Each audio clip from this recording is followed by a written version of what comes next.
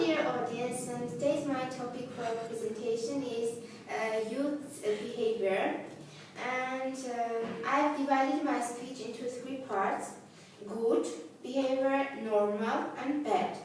And I have given 3 examples for each of them, and I would like to start with good. Good behavior for me is when, for example, guy ceds his place to old woman or man. I've seen many cases when I just go to that transport and I see that when the old woman came in, someone just stood up and ceded his place to her or him. A second example is when just guy helps old woman or man to carry his or her pockets. When you just go out from supermarket and you have many pockets, sometimes old woman or man just need someone to help them. And I've seen many times that people help them, and it's really very good for me. Third example is when a guy talks to old woman or man with respectful tone. I think there are no comments for this example because it is really very important for me. Then let's turn to normal behavior. Normal behaviors examples are neutral in general. For example, when guy talks to old woman or man and makes them feel that they are older. So he doesn't talk to them like they are in his age.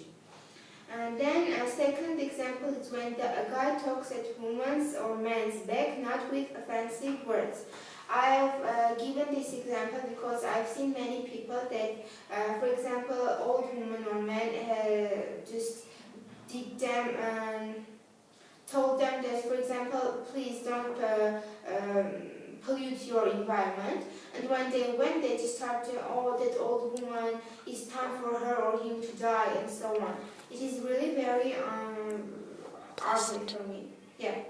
And then when guy doesn't make faces after old woman or man, it is very like the second one. So let's turn to bad behavior. These examples are just uncountable because I've seen many times when people don't respect old woman or men.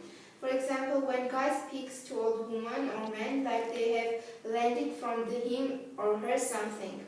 It's, I think, Armenian word for it is munat. And let's turn to second example, when guy thinks that it's better to die than to be old. I've listened many expressions like it's time for her or him to die, and that he is or she is too old and she is just like good for his, I don't know, relations. And the third one is actually that people treat their parents like they are goods and make them feel uncomfortable. And let's turn to reasons why in Armenia it is so popular to be bad child. The first reason for me is that usually bad behavior comes from childhood.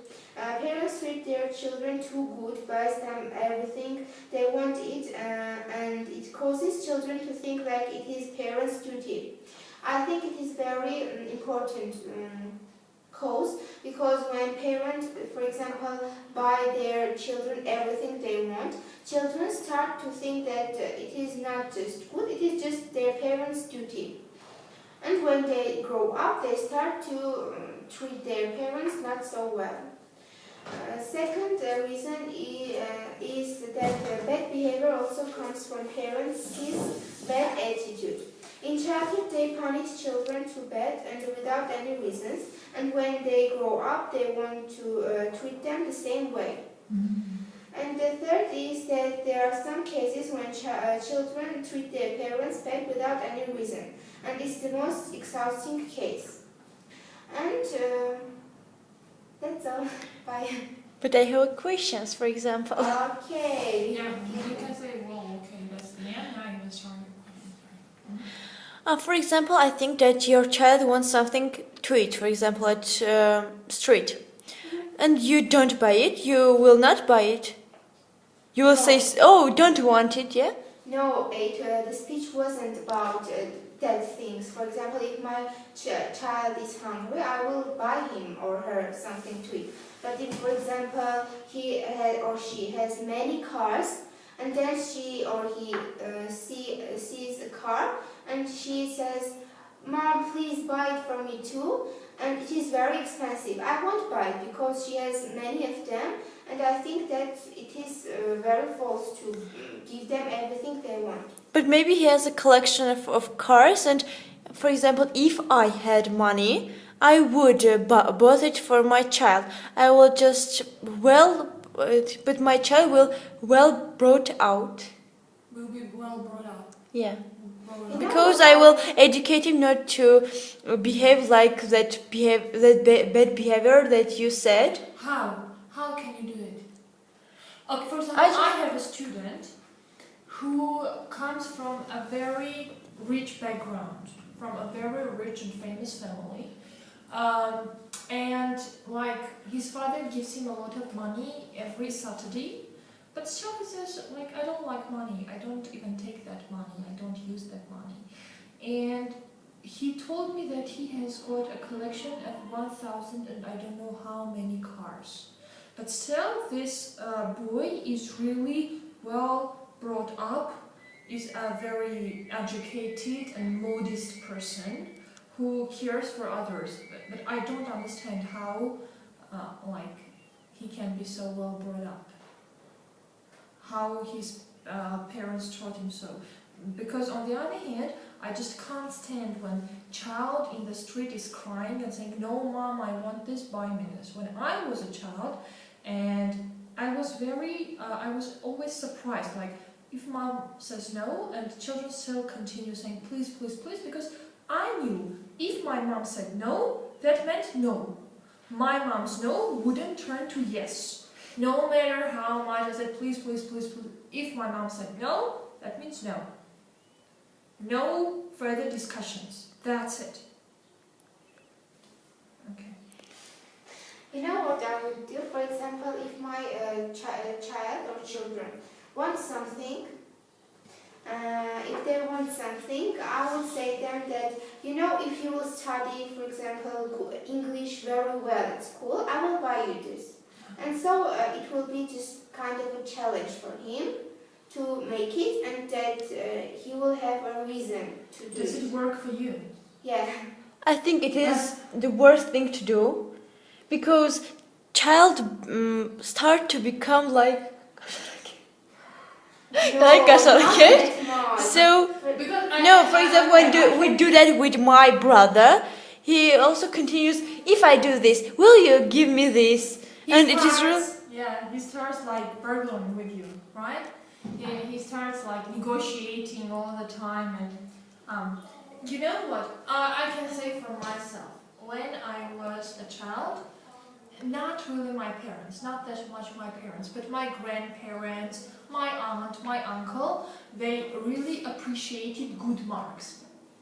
And it was sometimes, it sometimes hurt. For example, once I came home and I said, "You know, Grandma, I got 4 5s and 1 4. And instead of saying, "Oh, well done, Diana, you got 4 5s, she said, "And why did you get 4? Yes. Yeah. And it hurt so much. And when I graduated, I had my diploma with honor, the red diploma, and I had only 2 4s in it. And when I brought and gave it to my grandpa, he didn't say, "Well done, you've got a diploma with honor." And you know, the funny thing is that before me, no one in our family had a red diploma. I was the first one, you know, and they had to be so proud of me. And instead of saying, "Wow, great Anna, you've got a diploma with honor," my grandpa said, "Why do you have 2 4s? They underrate you, we can say. Yeah, and it hurt.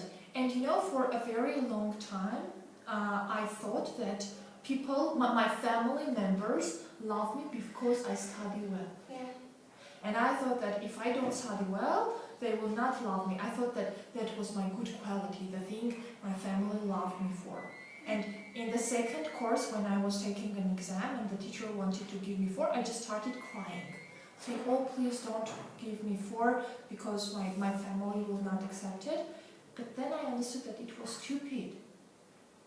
marks aren't that important. Yeah. Your marks, the way you study, do not decide whether you're a good person or a bad person. They do not decide whether people will love you or not. That's not that. And I had a student, an 8-year-old girl, and she would do everything for a good mark. And I hate when children do that. And then her mother told me, well, you know, for her good marks, we give her some things or we buy her some things. But sorry for being a bit too strict, but I think that girl was just turning into a little monster. She wasn't a happy child, like enjoying herself, but she was just artificially, she was so dependent on good marks. And I really don't think it's good. And when I have a child, I will say that I want you to learn good. I want you to get good marks. That is important in life. But I love you no matter what. Even you get only 2s, even if you do I don't know what, I'm still going to love you. Still you're going to be the best for me. Independent. So, but when I was a child and I got, for example, 2, my mother said, go study and don't tell me, I will not do anything for you. And that's why I become more independent, and so I can do everything alone now. When at school, first I couldn't understand, you can take a seat here. I couldn't understand, no. I couldn't understand geometry and algebra very well, because when the teacher was explaining, I was just chatting to the boy sitting next to me, and I wasn't listening. And there were 2 of us, another girl from our class that couldn't understand geometry as well, and our mutual friend, were explaining it. And my mom is a physicist, so she knows maths very well. And when I told her I got 3 from geometry, she just gave me the book. She said, go into this room. You won't get out of that room until you understand this theorem. I got into the room. I read the theorem. I understood it. And I started understanding and loving geometry. And when I started getting good marks, another girl, which really didn't understand geometry, she would say, Dana, but how did you get there? Remember, you didn't understand it as well. And so I had to explain it to us. I said, well, my mom did this to me. And now I understand it, really. Well, that's it. Thank you. Goodbye.